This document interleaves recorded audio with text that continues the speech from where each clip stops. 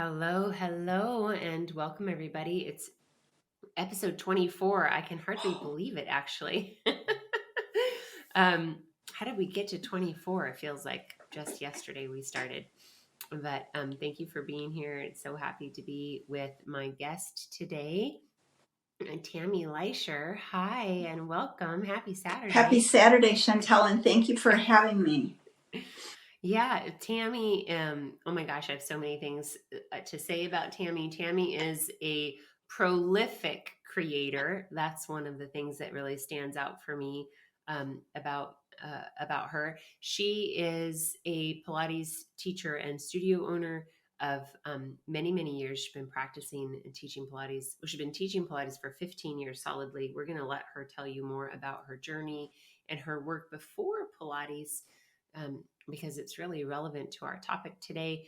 We're going to be exploring an area of expertise that Tami has in trauma, on specifically her work to bring trauma-informed movement strategies and protocols to Pilates teachers and yoga teachers and teachers of all kinds of movement.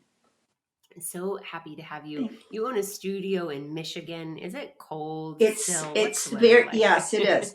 It's actually very gloomy outside today. It's been raining, so yeah. It's spring though. I mean, it's approaching spring, so it's always cool, and the weather kind of vacillates back and forth between.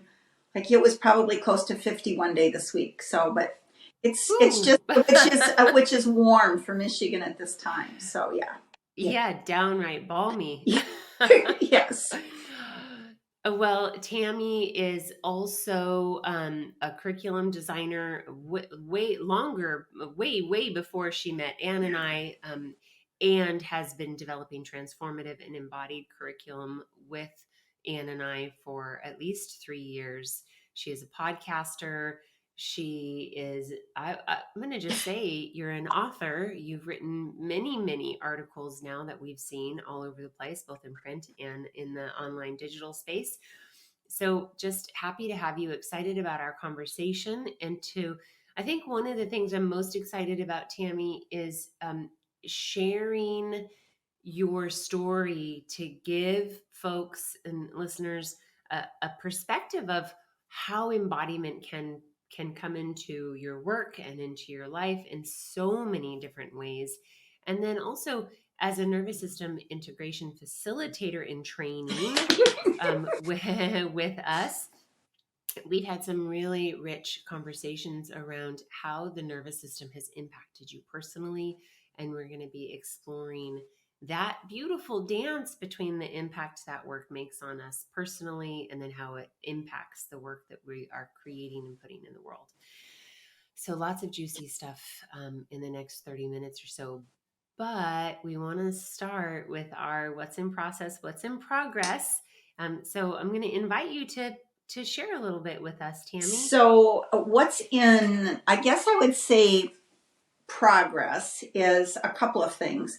I wrote the original curriculum for trauma-informed movement 3 years ago, and I decided that I needed to, what I'm going to just say, up the quality of the curriculum, because I've learned so much in the last 3 years. So the first rendition of it was when I first started working with you guys.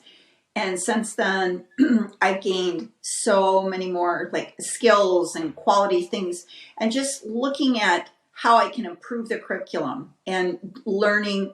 I'm applying a lot of the UDL design, which is a part of what I've learned from you and Ann.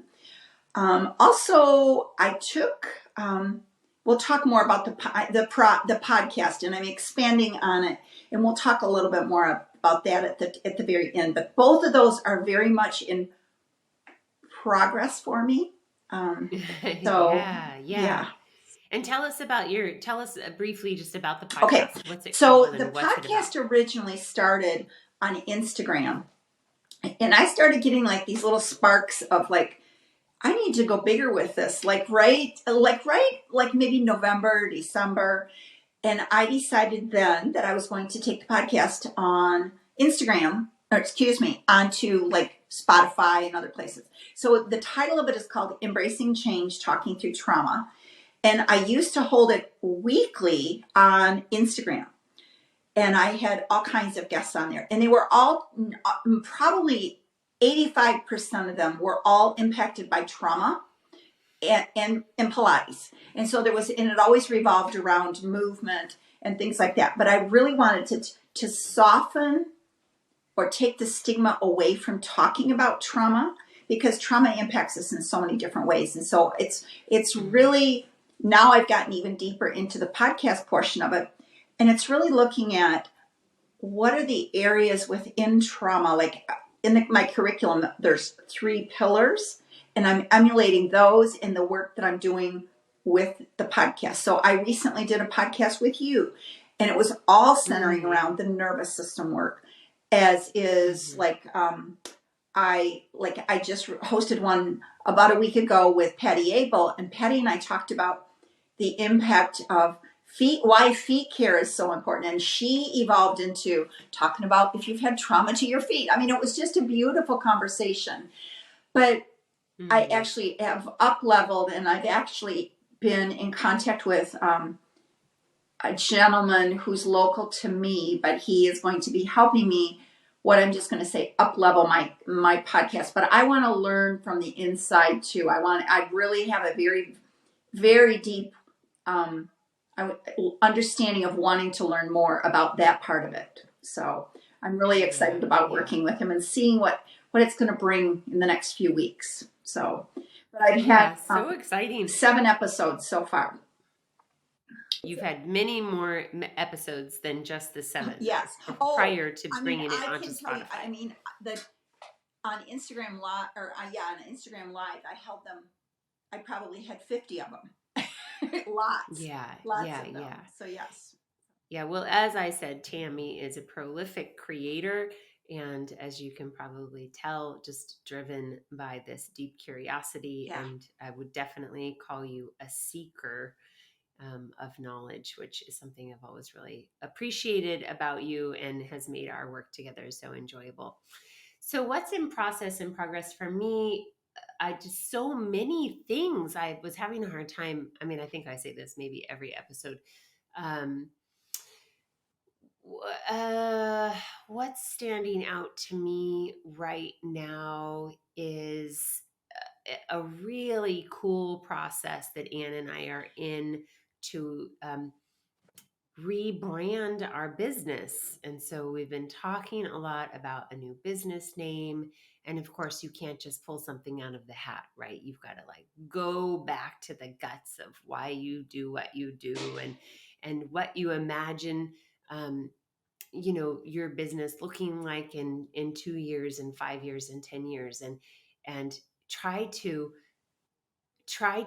figure out how you will meet the needs of a growing and changing world through the work that you do. So that's been a little tiny bit stressful and also really exhilarating and very thought provoking. And I'm excited because it really is an opportunity for us to bring into greater alignment the work that we have been doing for years together, the essence of the podcast, and then the work that we are emerging into and growing into as coaches of leaders using brain-based coaching and the nervous system behavior change work. So that's really been on my mind, and Anne and I have been in deep discussion about that. This very exciting, and hopefully we'll be bringing that process to a close here pretty soon, and launching our new brand. So, Tami, I would love for listeners to know a little bit, to give them some context, to know a little bit about what you did before you transitioned into becoming a movement educator. So, tell us a little bit about your work before Pilates. Okay, so I'm going to try and give you the condensed version. So for more than 25 years, I worked in a nonprofit agency, and I worked with families and children that were directly impacted by trauma. And quite honestly, that's where the essence of my work began. And during that time, I also taught yoga, and I would do like little workshops for some of the mothers or the baby with their children. And I saw Mm. how the trauma impacted their bodies through movement. And it was on a variety of levels. It just wasn't the parents; it was also the children, and their lack of development because of early exposure to trauma, and the cognitive delays that I saw in the children. But during that time, also, I taught college courses and I designed curriculum around early childhood education with an emphasis on the impact of trauma.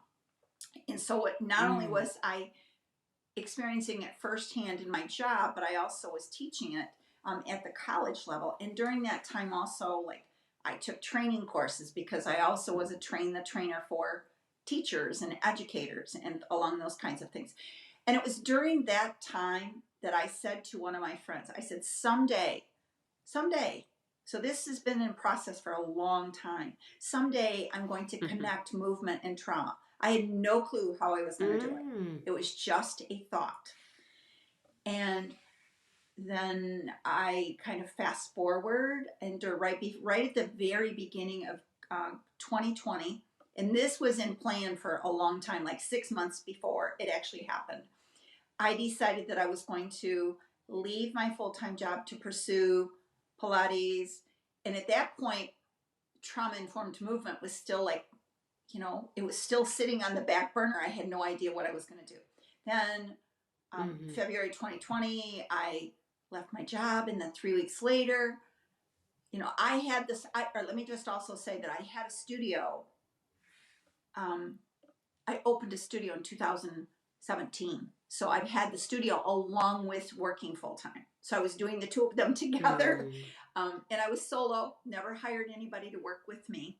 And so then COVID hit, and March 2020, I had to close. And that was the beginning of my experience. Deep knowledge and understanding of technology began because I was always really very, I didn't want to be in front of the camera. And that was where it really Mhm. began. And so it's just, and then, I evolved with, I found you and I found Anne. And that's where I began my journey with the two of you guys, where it was helping me bring to life the trauma informed movement, which is exactly like that's exactly what had happened. And it was like the first version of it was trauma informed um, movement, but it was for parents and children. And then you said to me, well, have you thought about the adults? And I'm like, oh yeah, I have.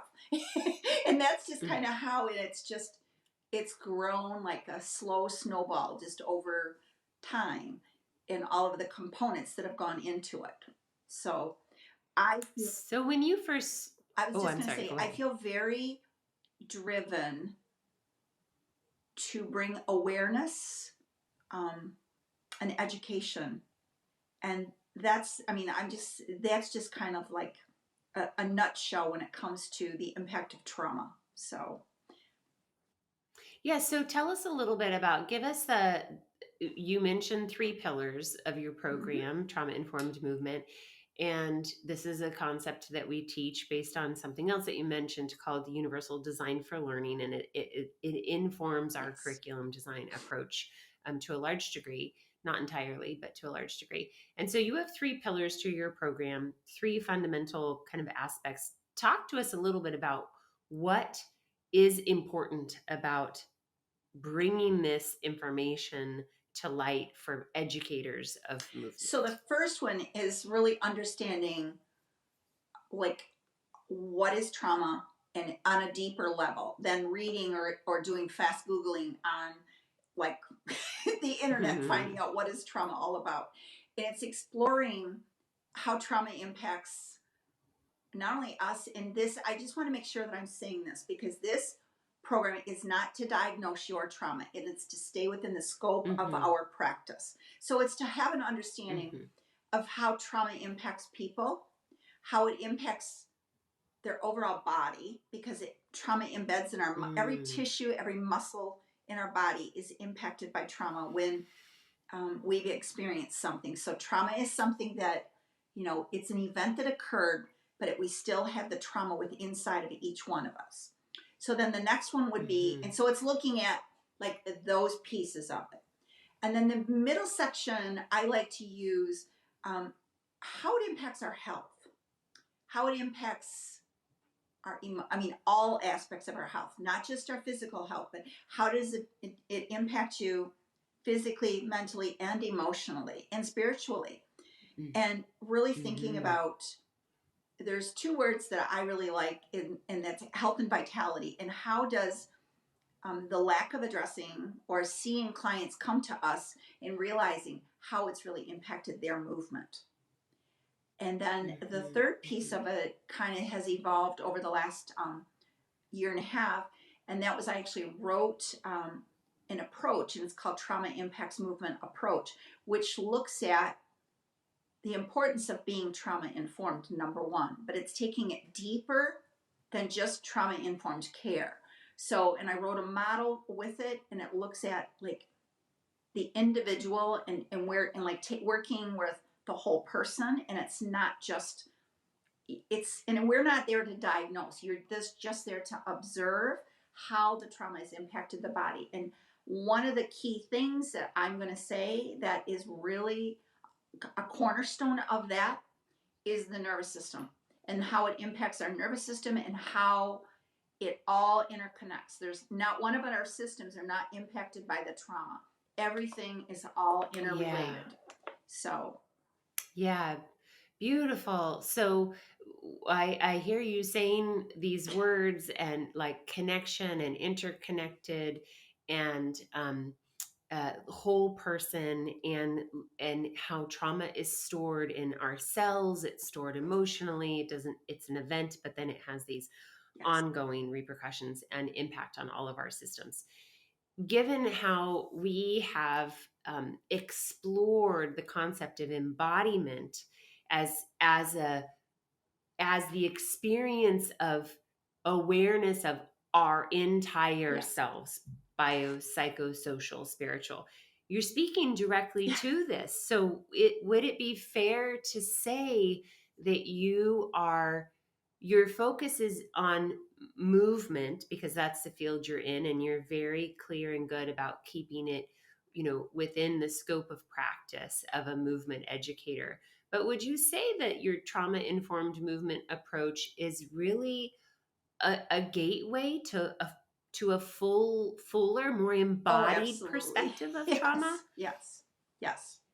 Yeah, and then give us some examples of how you see what are you teaching teachers to become aware of and observe? Like, how does trauma express itself through Trauma can movement? express itself in a lot of different ways, but from a movement perspective, you might see, or even on an intake, you might see people that have had, I'm going to just use a couple of examples, that have had a lot of health problems. Autoimmune disorders are directly tied back to trauma events, but they can impact our body in a lot of different ways. Um, like trauma can store itself in the hips, it can store itself in our neck and our shoulders. And I think that when we move beyond like just saying, oh, I have tension in my neck, but you begin to explore the layers within your body Mm, that are, you might not even be aware of them. And that's where, like, when I have privates in my home, in my studio, um, I never introduce myself. Hi, I'm Tami. I'm a trauma informed movement educator. And usually within the first, second or session, they're telling me about things that have occurred to their body. For example, brand new client. She's not even 30 years old, and she's had 2 back surgeries. And then she started talking about, and we talked about fear of movement. We talked about overcompensating on one side of her body, which creates more muscular. But that in itself, the trauma, it's not about it's not about what's also embedded in there. There's other words that I like to use, which because a lot of times people become so disconnected with their body, it's allowing Mm. them the creativity to reconnect with their body through awareness, through Mm. voice, saying that doesn't feel good, or choice. So offering them more layers of movement that would be fitting for their body. And so I teach it. That's, I mean, I feel that I teach it. I'm still teaching from Pilates perspective, but I'm teaching it on a broader level and giving them options to what feels best in their body.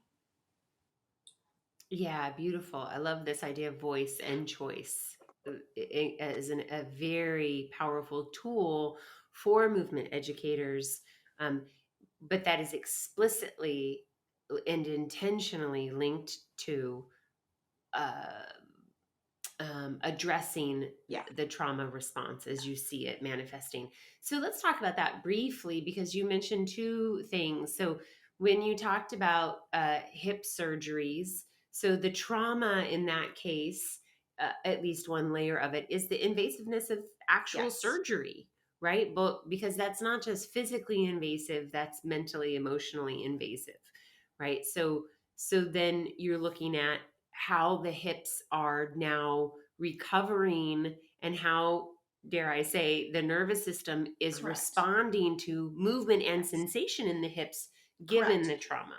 What The else other would you piece that say I about think is that? really important, and I just is sometimes there can also be medical trauma with the lack of either Mm, trust or not trusting of the doctors.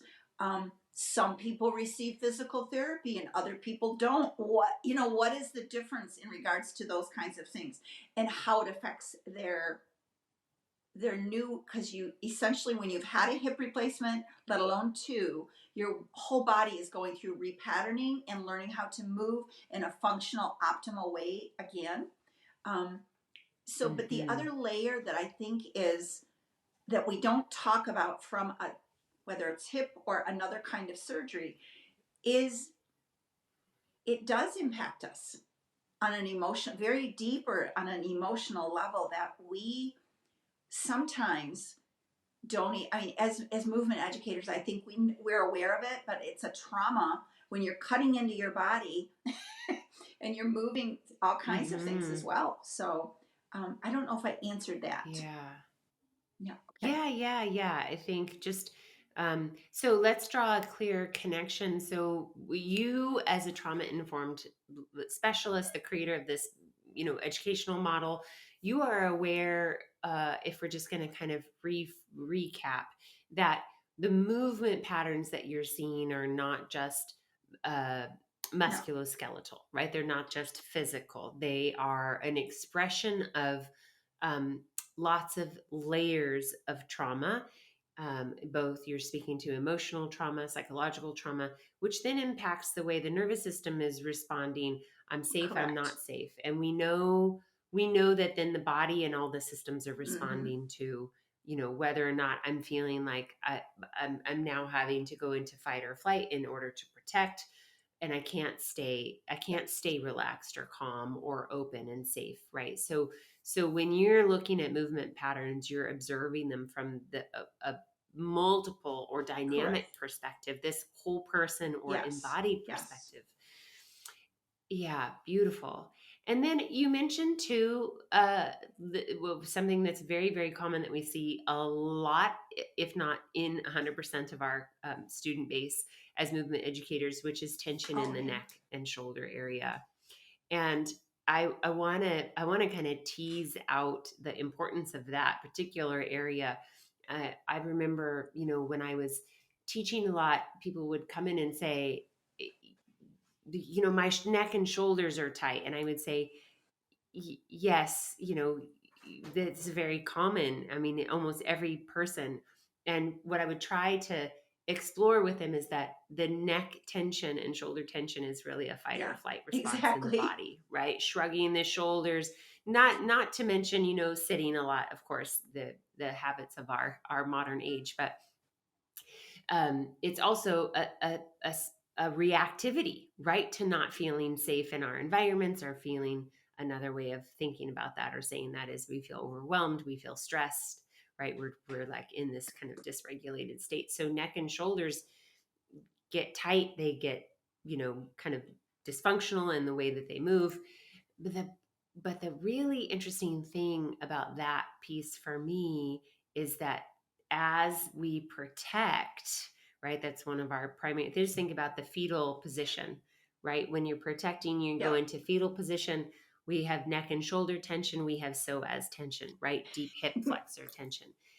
And in the neck, well, guess what? Nerve runs down the neck from the base of the brain, the vagus nerve, right? And so, really interesting um, response to feeling unsafe in the neck and shoulders. And then, lo and behold, we're really promoting kind of even more lack of safety, or at least a what would I call it? Like a a strained nervous system when the neck and shoulders are tight. What are some of the things that you teach people to do around areas of the body? Like what's one of the strategies you might teach a teacher? I like to start with just a lot of like with breathe, like just breathing your normal breath pattern to start with, and tapping Mm, into some things that might make them feel good, or recognizing areas within their body that is tight and tense.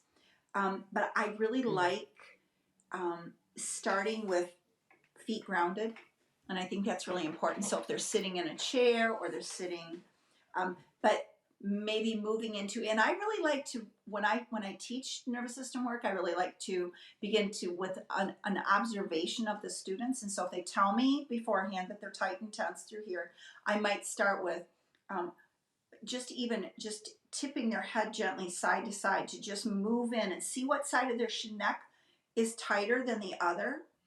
um, and then maybe begin by warming their hands and rubbing the palms of their hands together and creating a little bit of heat and or energy. And mm, I personally like the scalene, and it's just the drag and pull, and it's a little bit deeper, but going deep into the muscle tissue and turning your head in the opposite direction.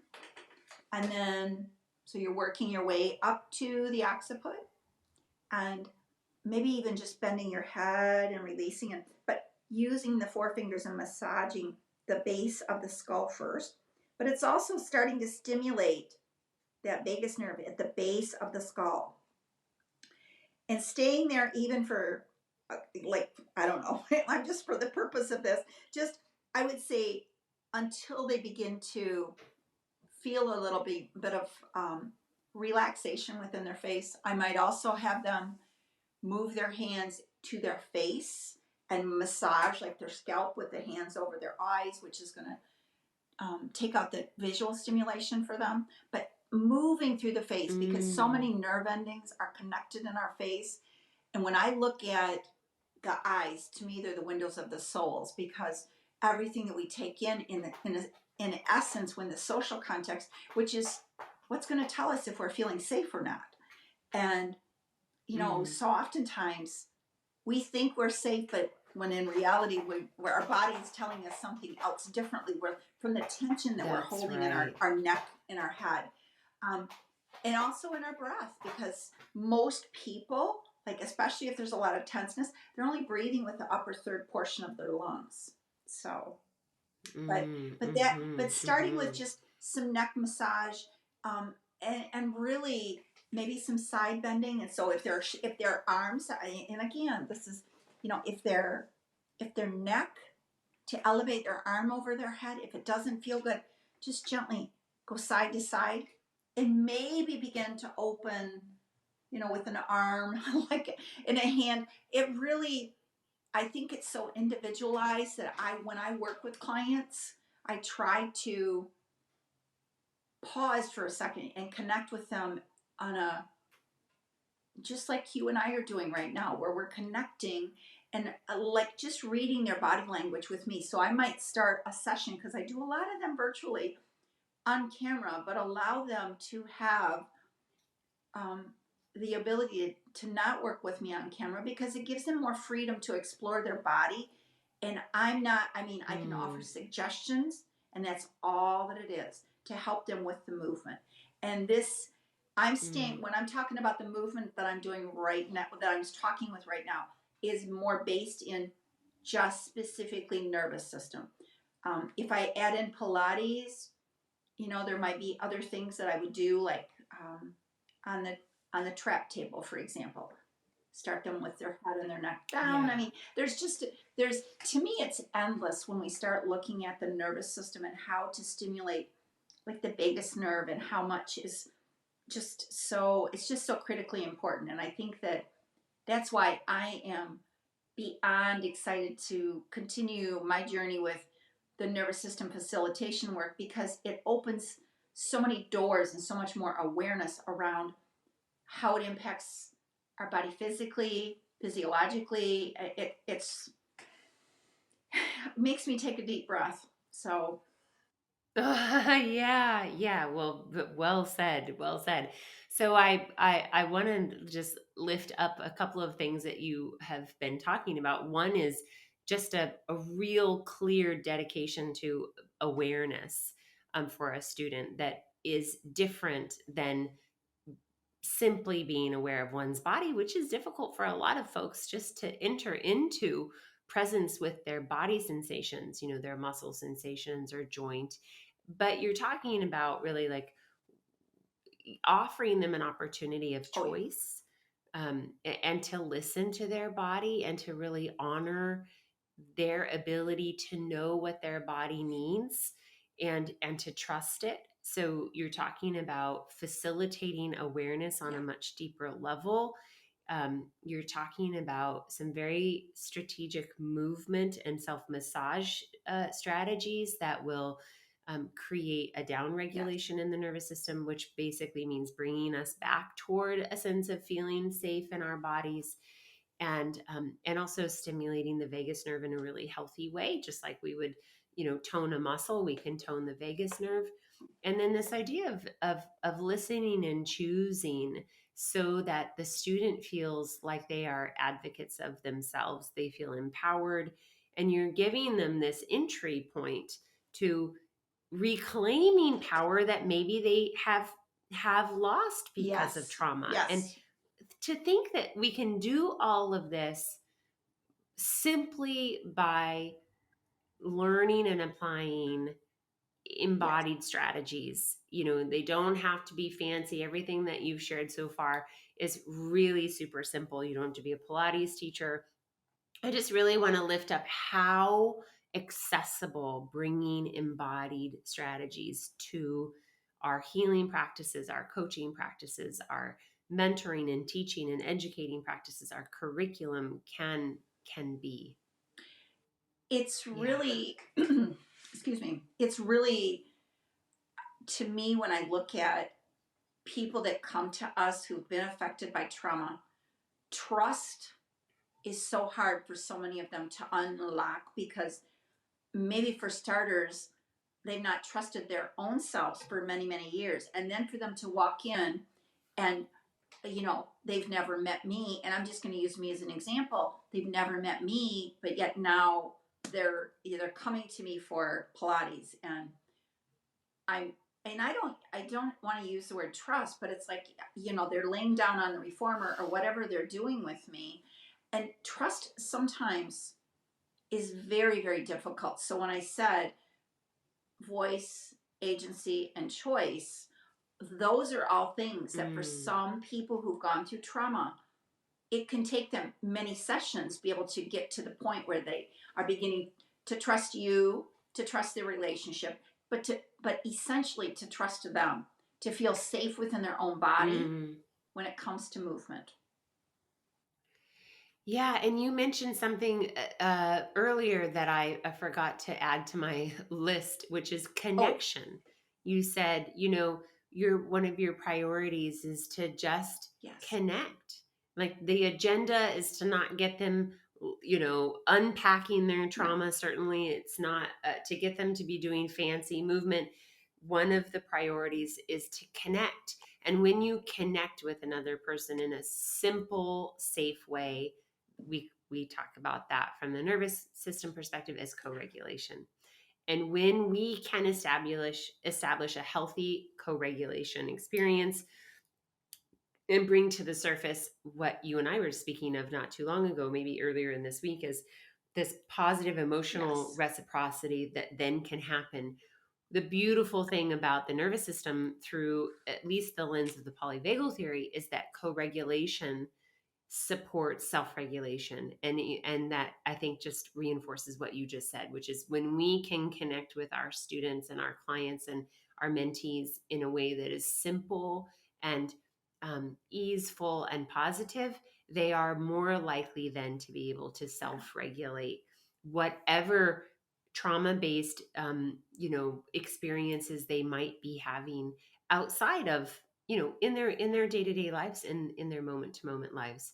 So really, really powerful work. I know we're coming to the end of our time, Tami, but I wanted to also just take a moment to explore, ask you this question of, you have been learning the nervous system work with us for many years now.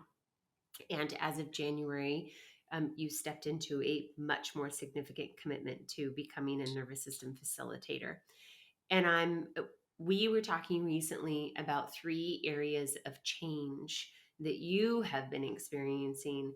And I want to name those changes and then ask you a question. May I do Absolutely. that? Does that Yes. sound okay?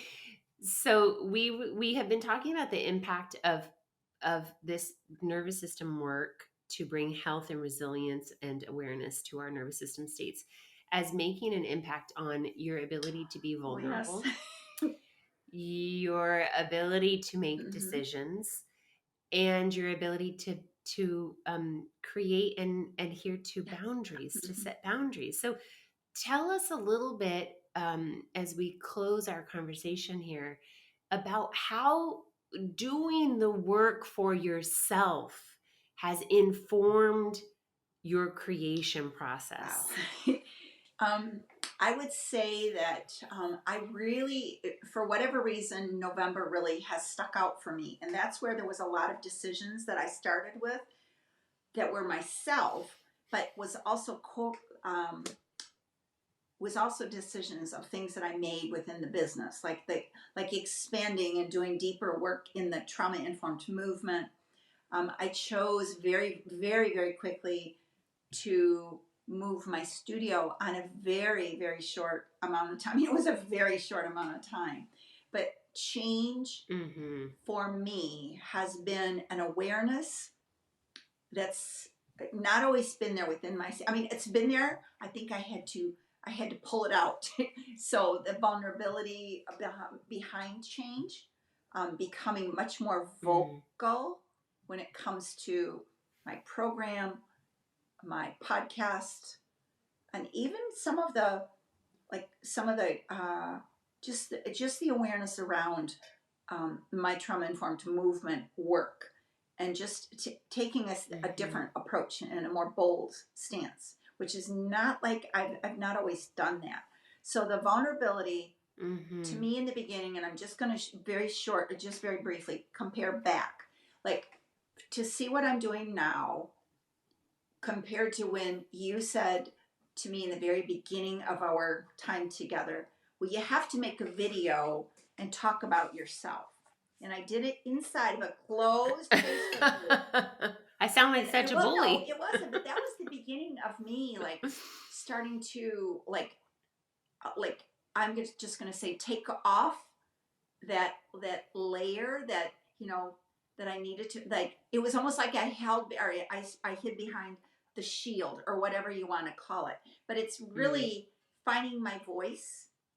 So again, it goes back to that, all of those things that I said about the voice, agency, and choice, I've applied those to myself as well, through change. Mm. And it's been through the work of the nervous system and having strategies that if I'm going to take a stance or a step, that I can, if I feel like just a little overwhelmed or something along those lines, I might do some of the the strategies and the techniques that I like, that help calm my nervous Mm-hmm. system. So I think that vulnerability is definitely something that, um, the nervous system has helped me gain definitely a courage. I don't even like to use the word courage, but I guess I would say, Oh, I think yeah, it's such a good word. courage, Yeah, because it's and great. I'm just going to say this for anybody who is contemplating working with Ann and Chantal.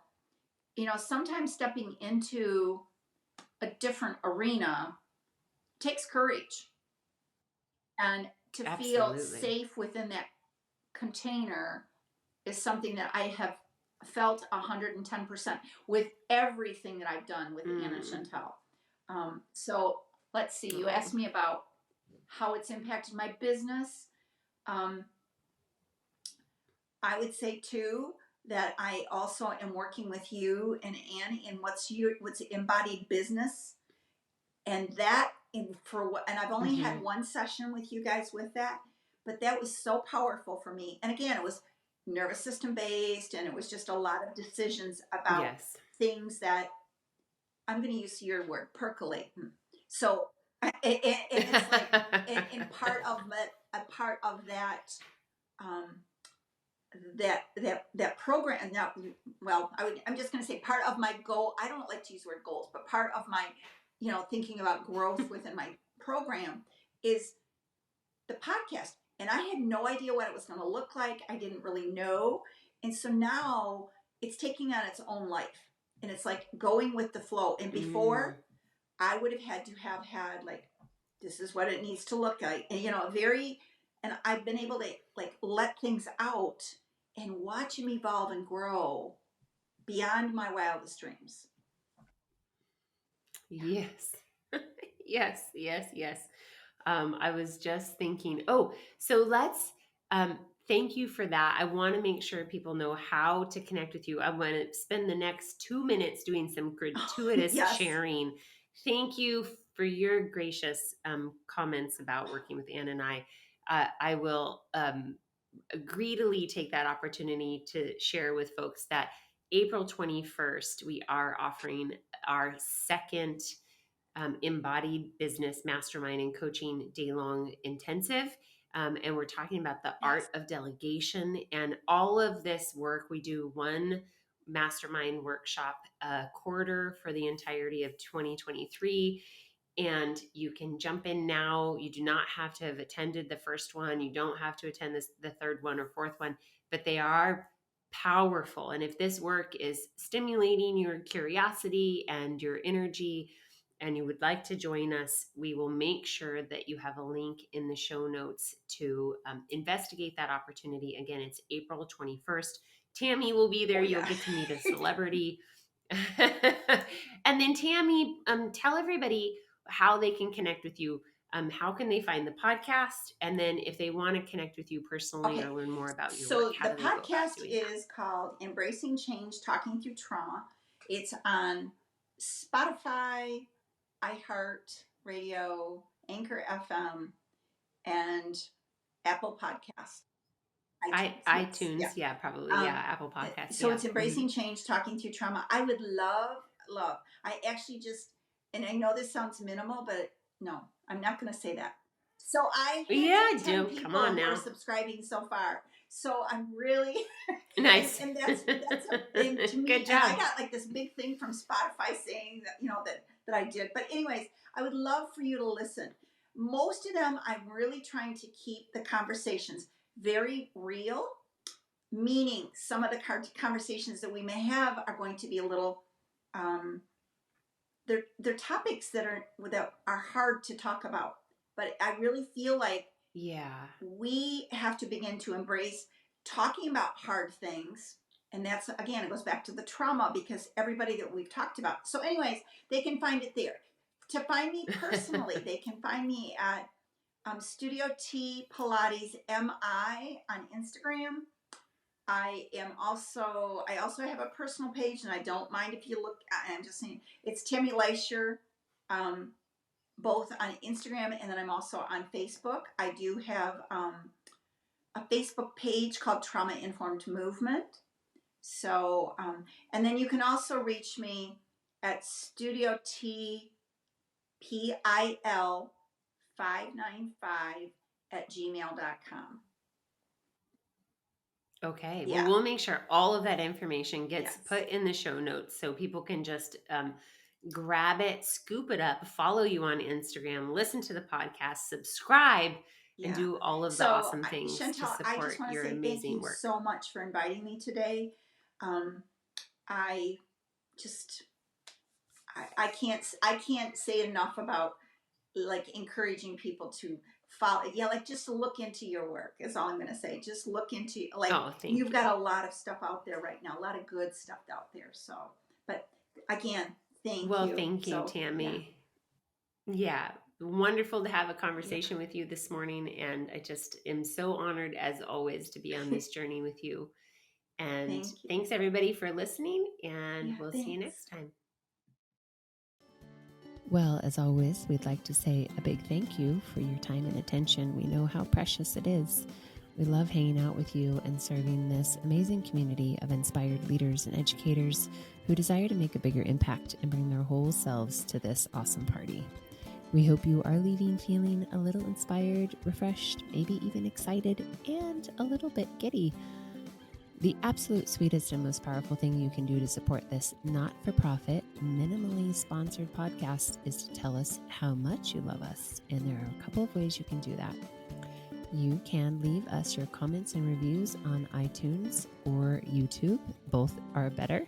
And if you didn't know we have a YouTube channel, now you do.